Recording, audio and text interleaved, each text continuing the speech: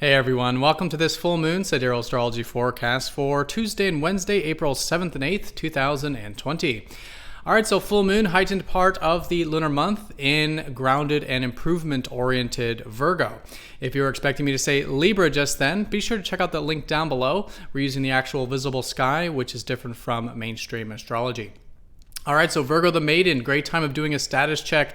How is our improvement-oriented side?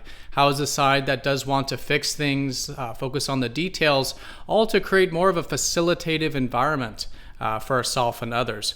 This is, of course, always good to balance with Pisces, where we have the sun, so good for receptivity, acceptance, more peace in our life, and finding that balance between doing and being. Right, activity and receptivity, which is what this axis is all about. The full moon will be squaring up to Jupiter and Pluto, so a bit of a challenging aspect there. Maybe with Jupiter, maybe feeling a bit buoyant sometimes, and then maybe not so much. With Pluto, maybe some depth and truth and deeper things arising, which we can challenge ourselves towards to empower or transform in our lives. So along with this, Mars is squaring up to Uranus during this full moon. So if we do feel any erratic energy or wanting to break free, good to see how we can induce some healthy change and maybe get outside of our comfort zone a little bit to maybe induce some of that change. All right, so let's take a look at all this here in more detail when we return.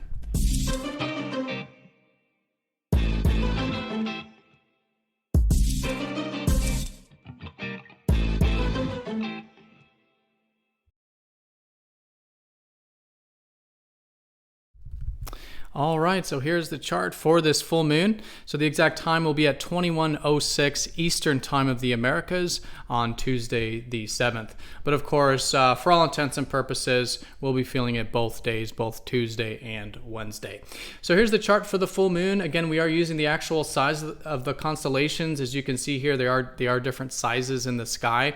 And so this does change the signs from mainstream astrology, which uses an even 30 degrees for each of the signs. So if you are new to this channel and new to true Sidereal astrology, definitely check out that link down below for more information. All right, so we have the full moon, which is the heightened phase of the cycle and sometimes a culmination of the things that have been unfolding the past couple weeks and sometimes the past 6 months of the solar cycle. And in this case, it's a great time to do a status check with the qualities of the sign. And in this case, it is Virgo the maiden. How is the side of ourself that is improvement oriented, that wants to fix things, refine things? This side of ourself is very composed, right? Wants order, wants structure, wants that, again, improvement orientation. And then in the highest expression, Virgo does lead to creating a facilitative environment. Ultimately, Virgo is about striving towards that improvement, which leads to creating some structure, right? Facilitating things for ourselves and facilitating things for others. And maybe doing service or work or health or diet or personal development, any of the stuff that does require the composure, does require that improvement orientation, and does create a facilitative environment. So great to do a status check with this and see how is that side of ourself and how can we maybe implement further this side of ourself for the remainder of both the lunar and solar cycle. Now, as is all full moons, it's important to bring in the balance of the opposite energy, which in this case is where the sun is in Pisces. And so while it is a great time of doing energy, right, with this pragmatism of Virgo, it's also good to incorporate receptivity, which is the receptive qualities of Pisces. So the larger context for almost about a month now has been about finding more peace in our life, more peace and wholeness. And so it's still good to be focused on things in this way. What's important to us on a soul level? What is our soul guiding us to do? It's developing our intuition, our more receptive side to life, and in the highest expression, incorporating more peace. So this is a great way of working with the full moon, is balancing this earth structure of doing energy with this receptive, sort of going with the flow of water Pisces energy. And this is especially important since we've recently had Mercury to join up with the sun here in Pisces, adding extra water energy to how we're thinking and communicating at the moment. And again, maybe needing to go within for the answers, or things like meditation or intuition can be a great way of deriving that information and practical stuff in our life. All right, so with this full moon, we do have a square up to this recent conjunction that we did have with Jupiter and Pluto over the weekend. And so in this context, really good time to challenge ourselves with Jupiter Pluto energy. So Jupiter's about expansion and kind of exaggerating things and kind of blowing it out of proportion, right? It really does expand matters. And over Pluto, since the weekend, it's really been about the depth and the deeper aspects of life and death, healing, the intense things that are maybe going on collectively. And so this has all been expanded upon by Jupiter.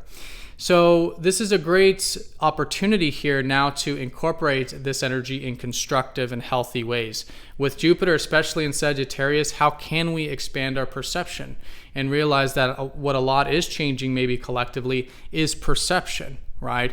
And so being aware of our perception, how are we perceiving things? Where are we getting insight and knowledge and information? And, continuously opening our mind to potentials that are maybe outside of the narrative or outside of the normal way of looking at things.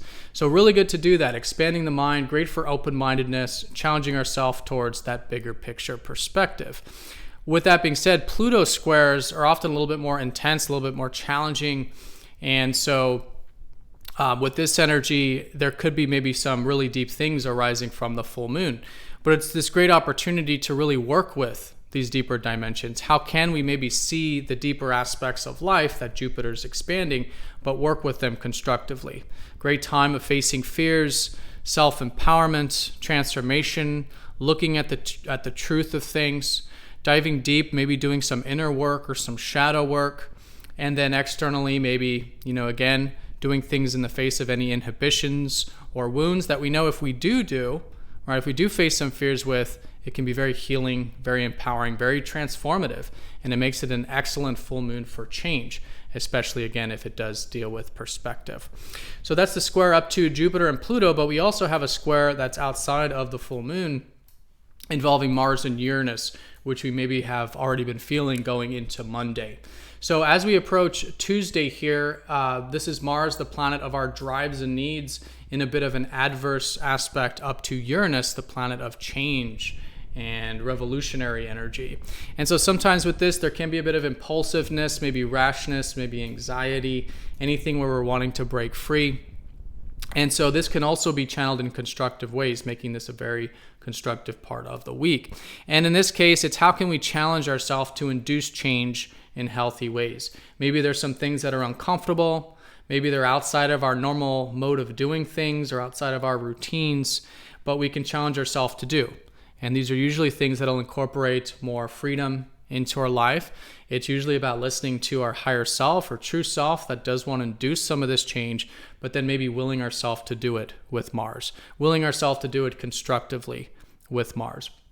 So in this way, great time for change, great time of getting outside of our comfort zone, experiment with new and different things, so that we can induce a little bit more of that freedom and change in our life that our higher self, or in this case, you could say Uranus, is helping us develop at this time.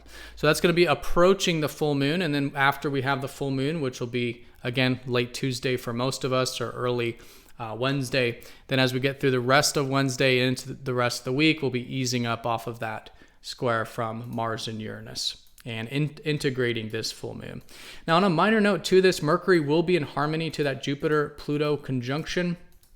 And so in this case, we could have a bit of an open mind during this full moon and willing to see the truth or depth of things. And this can be very supportive for learning deep things, also learning more abstract things, or just looking at things a little bit more, again, open-minded or abstract. And it does support a bit of truth in the communications as well. And this is just an opening here with these sextiles, just an opening for more depth, more truth, maybe in how we're thinking, how we're communicating, and a bit of that open-mindedness in the same areas as well. All right, but very minor in that context. And also minor to this is that Mars will be sextiling up to Chiron. So after the full moon, maybe some of these shifts and changes could lead to a little bit more of the healed side of ourselves, a little bit more healed with our assertive side, maybe independent side, direct side, which is, again, getting this test from Uranus as we approach the full moon. All right, everyone. So that is the full moon in a nutshell. Again, 21:06 Eastern Time of the Americas. The full moon will be in the constellation Virgo, the maiden, which is about starting with that composed side of ourself that then leads to more improvement, which then leads to creating a greater facilitative environment for ourselves and our others and our service. and balancing that out with receptivity, acceptance, peace. So focusing on what we do have control over with Virgo, letting go of what we don't have control over of Pisces.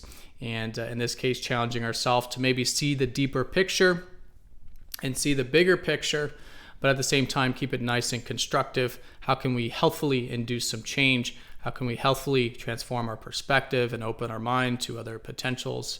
And with Mars and Uranus, maybe challenge ourselves to induce some change with whatever might create more freedom in our lives. All right, everyone. So that's the full moon in a nutshell. Hope you have an awesome full moon. Thank you again so much for your support.